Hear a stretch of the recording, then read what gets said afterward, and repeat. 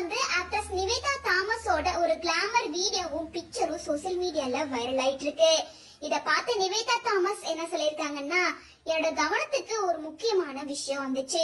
யாரோ என்னோட அடையாளத்தையும் நான் ரீசெண்டா சோசியல் மீடியால ஷேர் பண்ண ஒரு போட்டோவை தப்பா பயன்படுத்தி இருக்காங்க. ஏஐ மூலமா அது ரொம்ப போலியா ரெடி பண்ணிருக்காங்க. அதை ஆன்லைன்ல ஸ்ப்ரெட் பண்ணிட்டு இருக்காங்க. இந்த மாதிரி அனுமதியே இல்லாம தப்பான புகைப்படங்களை உருவாக்குறதும் அத ஊர் முழுக்க பரப்புறதும் எனக்கு மனசுக்கு ரொம்ப கஷ்டமா இருக்கு. இதை என்னால ஏத்துக்கவே முடியல. ஒரு விஷயம் சட்டப்படி இது தப்பு.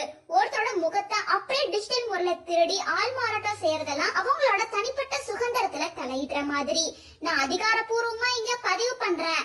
மறைமுகமா பின்னால இருந்து வேலை செய்யற அக்கௌண்ட் ஆரம்பிச்சு இதுக்கு யாரெல்லாம் காரணமோ அவங்க எல்லாரையும் உடனே அந்த படங்களை டெலீட் பண்ணணும்.